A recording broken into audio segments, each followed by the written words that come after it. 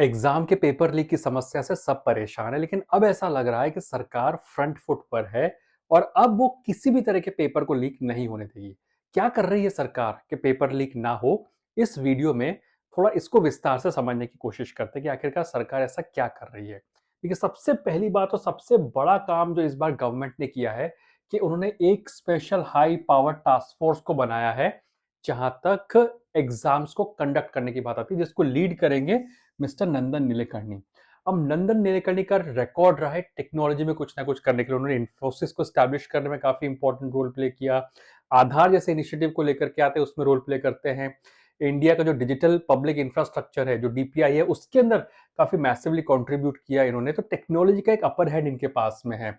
S Somnath, इन्होंने space technology में काफी ज्यादा काम किया, तो ये भी टेक से रिलेटेड है। तो टेक्नोलॉजी को कहीं ना कहीं सरकार इंटीग्रेट करने की कोशिश कर रही है कि कैसे ब्यूरोक्रेसी के साथ में या फिर जो लेजिस्लेटिव है हमारे, उसके साथ इंटीग्रेट किया जा सके, जिससे कि एग्जाम को कंडक्ट करना टेक्नोलॉजी के लिहाज से कैसे आसान बनाया जा सके। क्योंकि बिटचैट जैसी टेक्नोलॉजी आ रही है, जिसमें कि बिना इंटरनेट के, बिना मोबाइल नेटवर्क के दो मोबाइल फोन से कम्युनिकेट किया जा सकता है। टेलीग्राम पे पेपर लीक किए जा रहे हैं। तो इन सब चीजों को रोकने के लिए इन दोनों लोगों की इंपॉर्टेंट एक तरह से भूमिका रहेगी। तपन डेका को इसमें लाया गया इस टास्क फोर्स के अंदर। ये फॉर्मर आईबी डायरेक्टर रह चुके हैं। ये इंटेलिजेंस की इनके पास बारीकी है।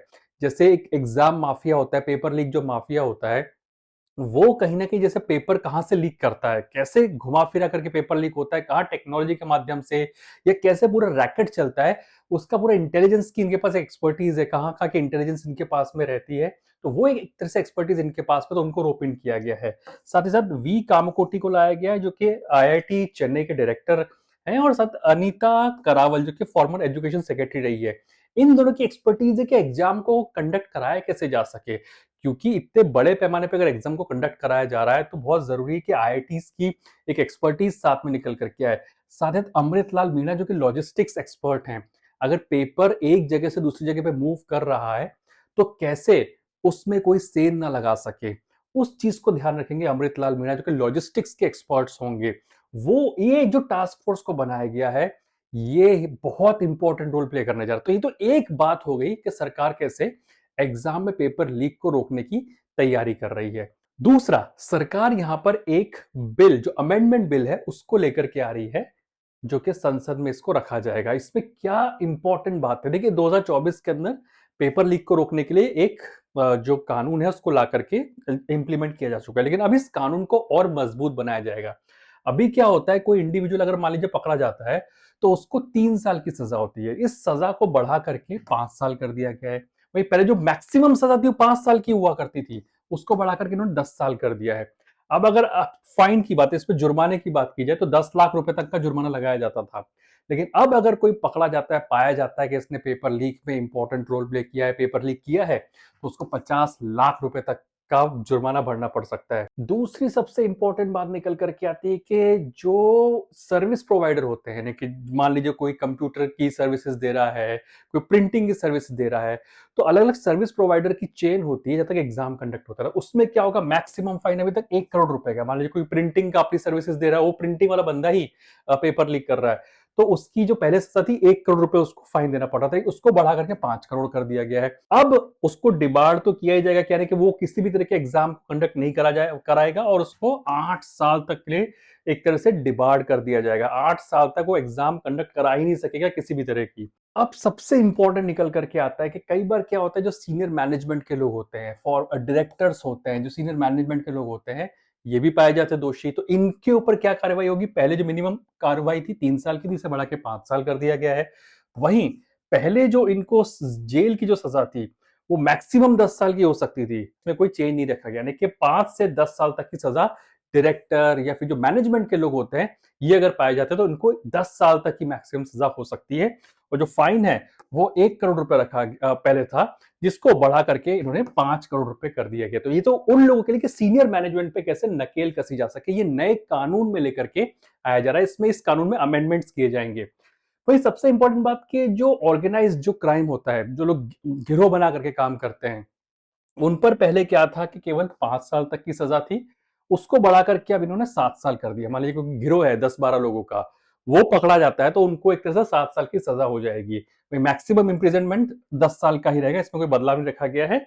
और जो फाइन है वो 1 करोड़ से बढ़ा करके इन पर 10 करोड़ रुपए तक का फाइन कर दिया गया है। यानी कि जो गिरोह होता है, ऑर्गेनाइज क्राइम की कैटेगरी में जो लोग आ जाते हैं, उनको एक तरह से 10 करोड़ रुपए तक का फाइन देना पड़ेगा। ये नए कानून के अंदर प्रस्तावित रखा गया है।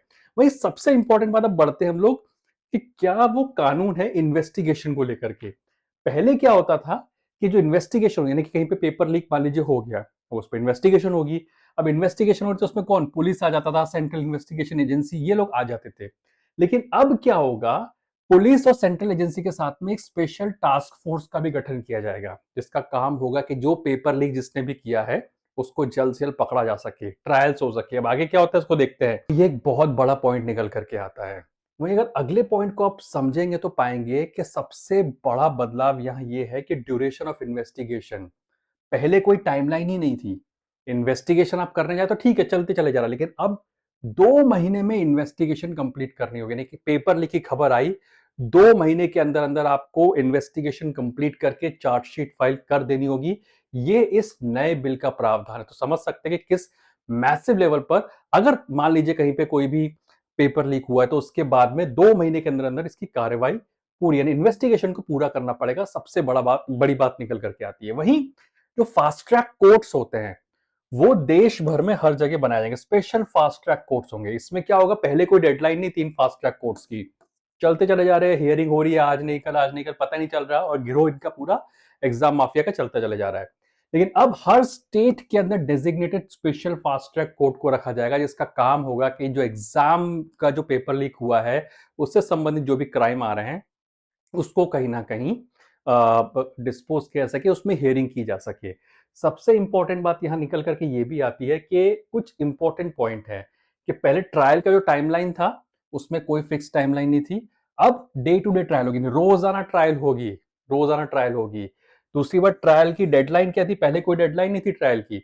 अब वो डेडलाइन को कर दिया गया, 3 महीने के अंदर अंदर आपको ट्रायल फिनिश करनी है और चार्जशीट को फाइल करना है। तीसरी सबसे इंपॉर्टेंट बात, पेंडिंग केसेस, जो अभी पेंडिंग केसेस पड़े हैं एग्जाम पेपर लीक को लेकर के, वो सब अपने आप ये स्पेशल फास्ट ट्रैक कोर्ट में चले जाएंगे, ताकि ये 3 महीने के अंदर अंदर जो आरोपी है उनको सजा हो सके। अब सबसे बड़ी बात निकल करके आती है कि जो पब्लिक प्रोसिक्यूशन है, अब इसमें क्या होगा कि हर स्टेट को एक public prosecutor, special public prosecutor को अपॉइंट करना पड़ेगा। अभी ऐसा कोई स्पेसिफिक प्रोविजन नहीं था। अब सरकार कह रही है कि जब ये केस होगा, लड़ा जाएगा, उसमें दलील करने के लिए भेजना पड़ेगा, तो एक स्पेशल प्रोसिक्यूटर को भेजा जाएगा, जो पब्लिक प्रोसिक्यूटर होगा, जो कि इन फास्ट ट्रैक कोर्ट्स में जाकर के इन केसेस को लड़ेगा। तो ये हर स्टेट और यूटी को अपॉइंट करना पड़ेगा ताकि वो इन फास्ट ट्रैक कोर्ट्स में जा सके। तो ये सबसे बड़ी बातें निकल करके आ रही हैं, जहां तक कि ये फास्ट ट्रैक कोर्ट्स की और एग्जाम पेपर लीक को रोकने के लिए जो नया बिल आया जा रहा है, जिसमें अमेंडमेंट्स किए जाएंगे।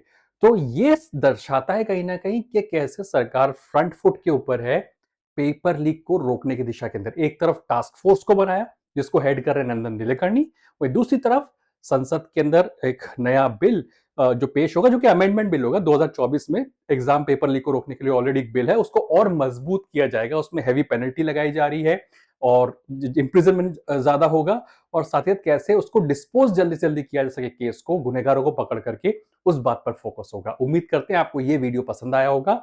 अगली बार फिर से मिलेंगे किसी नए टॉपिक के साथ में। नमस्कार।